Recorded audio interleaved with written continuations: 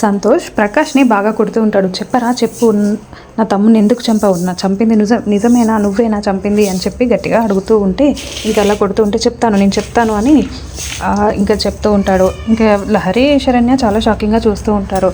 ఇదంతా నేను లహరి కోసం చేశాను అని జరిగిన విషయం మొత్తం చెప్పి లహరి నన్ను మోసం చేసి వేరే వాళ్ళని పెళ్లి చేసుకుంది, అలానే ఈ దర్శన్ నా చెల్లెలు సమీరాని కాకుండా ఈ శరణ్యని పెళ్లి చేసుకున్నాడు.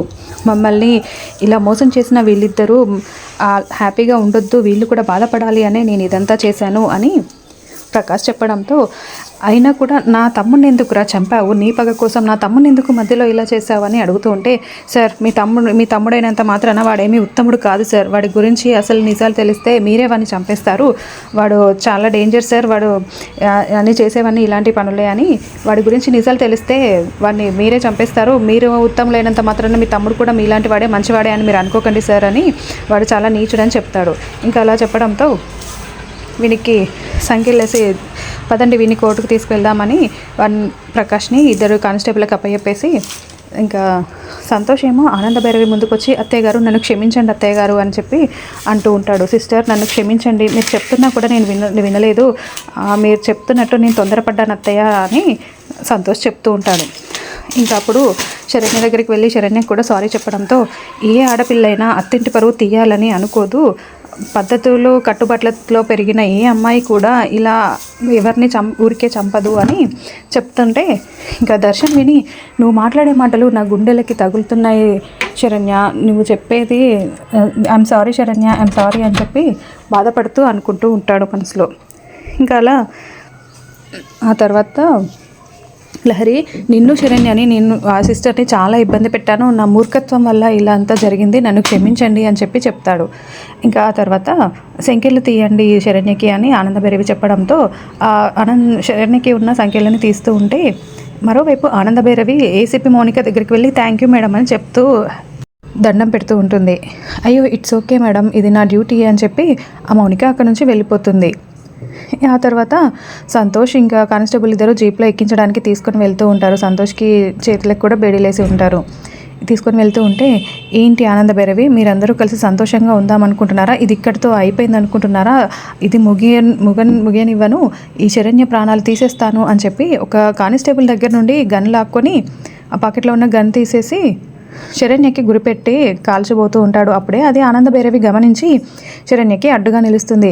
దాంతో ఆనందభైరవి గుండెల్లో బుల్లెట్ దిగుతుంది. అత్తయ్య గారు, అమ్మ అని అందరూ అరుస్తూ ఉంటారు. ఇంకా ప్రకాష్ని బాగా కొట్టి జీప్లో ఎక్కించి తీసుకుని వెళ్ళిపోతారు. మరోవైపు సంతోష్, లహరి, శరణ్య, దర్శన్ అందరూ ఆనందభైరవి చుట్టూ ఊగుతూ ఉంటారు. అప్పుడే ఆనందభైరవి గుండెల్లో బుల్లెట్ తగలడంతో పడిపోతూ కాలు స్లిప్ అయి కింద పడిపోయి తల బలంగా బండరాయికి తగులుకుంటుంది. ఇంకా మళ్ళీ అందరూ అరుస్తూ ఉంటారు. వీళ్ళందరూ పట్టుకునే లోపే ఆనందభైరవి కింద పడిపోతుంది. ఎవరైనా అంబులెన్స్కి ఫోన్ చేయండి అని శరణ్ చెప్తుంది. ఇంకా అంబులెన్స్ అవసరం లేదు, మన కార్లోనే తీసుకువెళ్దాం పదా అని దర్శన్ ఆనందభైరవిని చేతుల మీద ఎత్తుకొని తీసుకొని వెళ్తూ ఉంటారు. ఇంకా మళ్ళీ హాస్పిటల్లో స్ట్రక్చర్ మీద పడుకోబెట్టి ఆనందభైరవిని లోపలికి తీసుకువెళ్తూ ఉంటారు. వీళ్ళేమో చాలా ఏడుస్తూ ఉంటారు. దర్శన్, లహరి, శరణ్య ముగ్గురు ఉంటారు, బాగా ఏడుస్తూ ఉంటారు. డాక్టర్ వచ్చి ట్రీట్మెంట్ చేస్తూ ఉంటుంది. లోపల ఐసీయూలో ఉంచుతారు శరణ్యని. వీళ్ళందరూ చాలా భయపడుతూ ఉంటారు బయట. ఇంకా అలా ఆ దర్శన్ ఏడుస్తూనే లీలావతికి ఫోన్ చేస్తాడు. పెద్దమ్మ మీరు హాస్పిటల్కి రండి పెద్దమ్మ, అమ్మని హాస్పిటల్లో అడ్మిట్ చేశాము అని చెప్తూ ఉంటే, ఏమైంది నాన్న, ఏం మాట్లాడుతున్నావు నువ్వు అని లీలావతి ఫోన్ స్పీకర్లో పెట్టి మాట్లాడుతూ ఉంటుంది. పక్కన ఉన్న శరణ్య వింటూ చాలా హ్యాపీగా ఫీల్ అవుతూ ఉంటుంది. అమ్మకి ఇలా బుల్లెట్ తగిలింది అని, అక్కడ జరిగిన విషయం మీరు ముందు రండి పెద్దమ్మ అని చెప్తూ ఉంటాడు. అలాగే నాన్న వస్తున్నామని లీలావతి ఫోన్ కట్ చేసి, ఏమండి రోహిత్ అని అందరినీ పిలుస్తుంది. ఇంకా అలా ఇంట్లో వాళ్ళందరూ కూడా కార్లో బయలుదేరి ఉంటారు. మరోవైపు కాంచన, అనన్య కూడా వీళ్ళ కార్లోనే వస్తూ ఉంటారు. చాలా హ్యాపీగా ఫీల్ అవుతూ ఉంటారు. మంచిగా జరిగింది, ఇలానే కావాలి అని ఆనందభైరవి లేకుండా పోతుంది, నాకు చాలా సంతోషంగా ఉంది అని అనుకుంటూ ఉంటారు. లీలావతి ఏమో, దేవుడా మా చెల్లికి ఏమి కావద్దు, తనని ఎలాగైనా కాపాడు అని చెప్పి చాలా మొక్కుకుంటూ ఉంటుంది. ఏ దేవుడు కాపాడలేడత్తయ్య, ఇప్పుడు ఆనందభైరవి చావు ఖాయం అని అనన్య మనసులో అనుకుంటూ నవ్వుతూ ఉంటుంది. ఇంకా అలా హాస్పిటల్కి వెళ్ళి ఐసీయూలో ఉన్న ఆనందభైరవిని చూసి అందరూ చాలా బాధపడుతూ ఉంటారు. ఇంకా అప్పుడే డాక్టర్ బయటికి వచ్చి మాట్లాడుతూ ఉంటుంది. ఎలా ఉంది మా చెల్లికి, ఎలా ఉంది డాక్టర్ గారు అని లీలావతి, మా అత్తయ్య గారికి ఎలా ఉంది అని శరణ్య ఇద్దరు చాలా టెన్షన్ పడుతూ అడుగుతూ ఉంటారు. మేమైతే బుల్లెట్ తీసాము, బుల్లెట్ కాస్త లోతుగానే దిగింది, ఇంకా ఏ విషయం అనేది మేము చెప్పలేము, క్రిటికల్ కండిషన్లో ఉంది, దేవుడే కాపాడాలి ఇంకా అని డాక్టర్ చెప్తుంది. అలా అంటే ఎలా మేడం, దయచేసి మీరే కాపాడాలి, ఏదో ఒకటి చేయండి మేడం, ఎంత డబ్బు ఖర్చైనా పర్వాలేదు, ఎలాగైనా మీరే కాపాడాలి, మా చెల్లెల ప్రాణాలు పోకుండా కాపాడండి అని లీలావతి వేడుకుంటూ ఉంటుంది. మా చేతుల్లో ఏముంటుంది మేడం, మేము చేసేదంతా చేశాము, ఆ దేవుడే కాపాడాలి అని చెప్పి డాక్టర్ అక్కడ నుండి వెళ్ళిపోతుంది. దాంతో శరణ్య దేవుడే కాపాడాలి అన్న మాటను పట్టుకుని ఇంకా గుడికి వెళ్తుంది. మరోవైపు అనన్య, కాంచన ఇద్దరు బయటికి వచ్చి చూస్తూ ఉంటారు. ఇప్పుడు ఆనంద భైరవి చనిపోతే మనదే సామ్రాజ్యం అంతా అయిపోతుంది, నా చెప్పు చేతల్లో ఆ ఇల్లు నడుస్తుంది, ఆ రాజ్కోటి సిల్క్స్ని కూడా నా కైవసం చేసుకోవాలి అని చెప్పి అనన్య కలలు కంటూ ఉంటుంది. ఈ విషయాన్ని వెంటనే సమీరాకి చెప్పాలి అని సమీరాకి ఫోన్ చేస్తుంది అనన్య. చెప్పు అనన్య అని అంటే, ఈ విషయం తెలుసా నీకు, ఆనంద భైరవి హాస్పిటల్లో ఉంది, చావుబ్రతుకుల మధ్య ఉంది, ఒక గుడ్ న్యూస్ అని చెప్పి చెప్తూ ఉంటే, ఏంటి గుడ్ న్యూస్, మా అన్నయ్య జైలుకి వెళ్ళడం గుడ్ న్యూస్ అంటే, అది కాదు, ఆనంద భైరవి ఇలా హాస్పిటల్లో అడ్మిట్ అయింది, చావుబ్రతుకుల మధ్య ఉంది అని అనన్య చెప్తుంది. అయితే నాకేంటి అని సమీరా అంటుంది. అంటే ఏంటి, ఆమె చనిపోతే మన ఇష్టరాజ్యం కదా, వచ్చి చూడవా నువ్వు, ఒక్కసారి రా అని, తన చావు ప్రాణం పోతుంటే మనం కల్లారా చూసి ఆనందిద్దాము అని అనన్య చెప్తుంది. ఓ అలాగే వస్తాను అని, తను చనిపోయిందంటే మీ అన్నయ్యని బయటికి తీసుకురావడం చిటికెలో పని అని అనన్య చెప్పడంతో అలాగే వస్తాను అని సమీర ఫోన్ కట్ చేస్తుంది.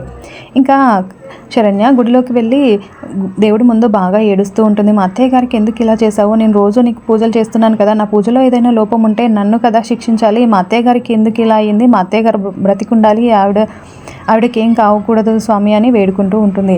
ఇంకా చేతిలో హారతి వెలిగించి హారతి ఇచ్చి వేడుకుంటూ ఉంటుంది. అప్పుడే పూజారి గారు వచ్చి, అమ్మ ఏమైందమ్మా, ఏదో చూస్తూ ఉంటే కష్టంలో ఉన్నట్టున్నావు, ఏం జరిగిందమ్మా అని అడుగుతూ ఉంటాడు. ఇంకా శరణ్య జరిగిన విషయం మా అత్తయ్యకి చాలా సీరియస్ కండిషన్లో ఉందండి, ఇలా జరిగింది, అసలు ఏం జరిగిందంటే అని జరిగిన విషయం మొత్తం చెప్తుంది. డాక్టర్ ఏమో దేవుడే దిక్కు అని చెప్పారు, అందుకే నేను ఇక్కడికి వచ్చి దేవుడిని వేడుకుంటున్నానండి అని చెప్తూ ఉంటే, దీనికి ఒక పరిహారం ఉందమ్మా, ఒక కఠినమైన పూజ ఉంది, మీ ఇంట్లో వాళ్ళు ఎవరైనా సరే ఈ కఠినమైన పూజ చేయండి, చేస్తే తప్పకుండా ఆవిడ కోలుకుంటారు అని పూజారి గారు చెప్తారు. అనన్య, కాంచన ఇదంతా చాటుగా నిలబడి వింటూ ఉంటారు. ఎంత కఠినమైన పూజ అయినా పర్వాలేదు పూజారి గారు, నేను చేస్తాను, అదేంటో చెప్పండి అని శరణ్య అడుగుతుంది. వాహన పూజ చేయాలమ్మా అని అంటే, వాహన పూజ అంటే ఏంటి పూజారి గారు అని అడుగుతూ ఉంటే, అంటే మన దేవుళ్ళకి వాహనాలు ఉంటాయి కదా, వినాయకుడికి ఎలుక,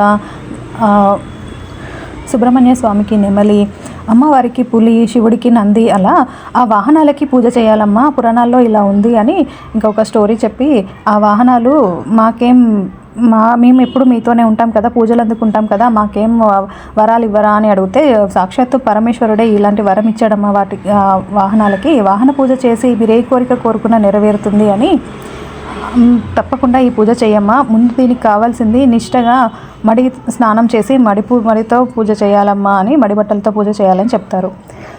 ముందు స్నానం చేసి రామ్మ, వచ్చిన తర్వాత నేను పూజా విధానం మొత్తం చెప్తాను అని పూజారి గారు చెప్పడంతో అలాగే పూజారి గారు అని శరణ్య వెళ్తూ ఉంటుంది. అప్పుడే దర్శన్ అక్కడికి వచ్చి, శరణ్య ఏంటి ఇక్కడ ఉన్నావు అని అడుగుతూ ఉంటాడు.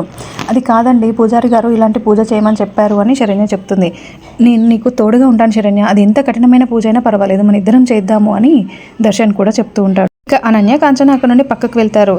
ఈ పూజ జరగనివ్వను, ఈ పూజ ఎలాగైనా అడ్డుకొని ఆ ఆనంద భైరవి ప్రాణాలు పోయేలా చేయాలి అని చెప్పి అనుకుంటూ ఉంటారు. మరోవైపు హాస్పిటల్లో ఆనంద భైరవి ఇంకా అలానే ఐసీయూలోనే ఉంటుంది, స్పృహ లేకుండా.